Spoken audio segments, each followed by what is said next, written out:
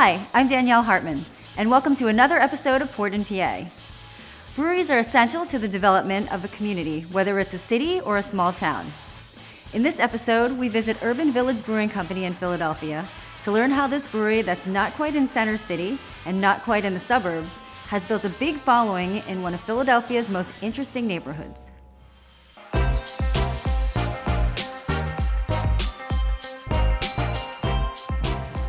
I'm embarrassed to say our original name is eluding me, but it was copyrighted. We couldn't use it. So we had to find a new name, and we wanted the name to speak to the location.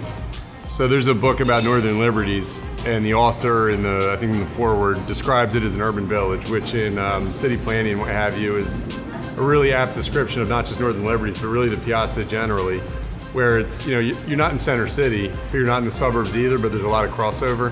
And I thought that was a fun name for the brewery, Urban Village Brewing Company. It describes the neighborhood that we're in, without just putting a name on it.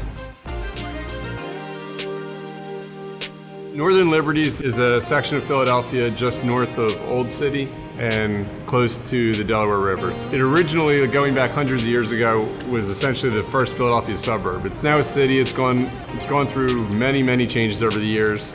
We're on 2nd Street here, so there's tons of first floor retail and second and third floor office and residential. But then you branch off onto the side streets and it's largely residential. It's a great neighborhood. There's tons of families, there's strollers all over the place here. And you can't hide from construction around here. There's going to be so many people living here shortly. But there's still like a park. Liberty Lands Park is right in the middle of the neighborhood. This complex is called the Piazza, which has a pool club in the middle of it and a kids playground in the middle of it. It's pretty sprawling. You get that good mix of an urban environment, but it's still a family neighborhood. It's a great place to be.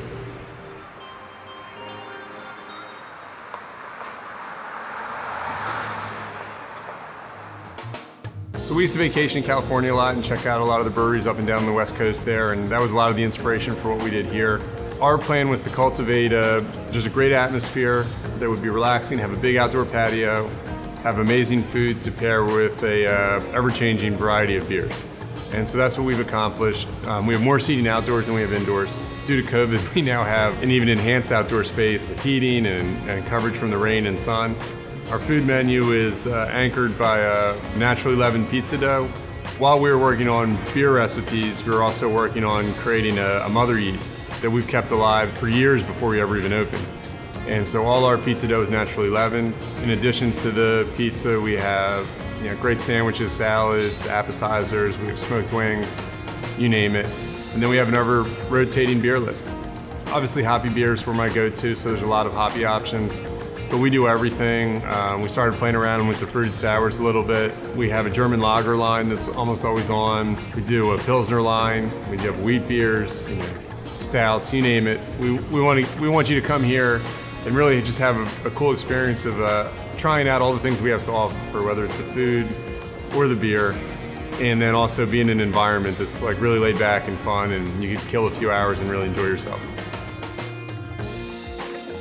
So our barrel program, we don't have the space to do an elaborate one. We can't run a forklift here, so I can only stack them one high. We do wine barrels and we do bourbon barrels. So the first barrel-aged beer we made was an Imperial Stout, which is kind of a layup. We have a great Imperial Stout. There's a distillery down the street that we work with a lot, New Liberty. And so we got barrels from them, put Night Howler in it. It's delicious. We make it every year. And then what we would do is we would brew a Belgian quad called Dime Piece that we would do a second fill of those barrels. So a little less barrel flavor, but more appropriate to the style. And then in 2019, we decided we were going to bring in some wine barrels and just put some kettle soured beer in it and see what flavors we could extract and maybe blend it with fruit.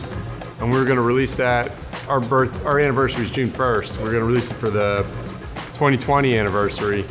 And then, so obviously that never happened, but the beer stayed in the barrels. Later in 2020, as we got open, we got into sampling the barrels. And the beer that we put in the Pinot Noir barrels was just perfect. It didn't require fruit to our minds. It was just a really delicious drink. You got these very nuanced flavors from the barrel, from the wine, without it overtaking the beer. So everything we had planned on doing had changed. So that beer took on the name Change of Plans.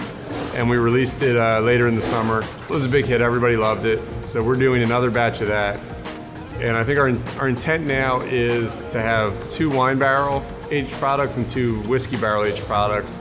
We're gonna try and put together a really nice bottle label template for them all, and they can be purchased in, the 2-packs, the barrel aged 2-pack, the wine barrel 2-packs.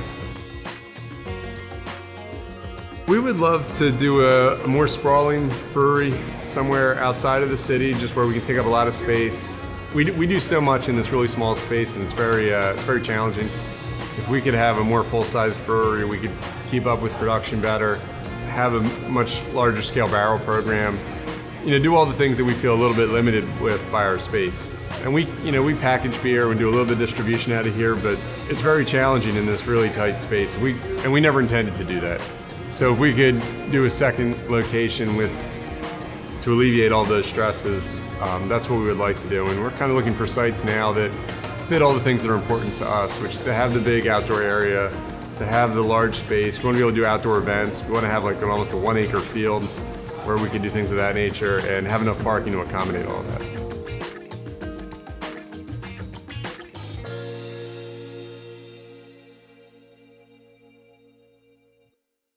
That's it for now, and thank you for watching. Until next time. Cheers.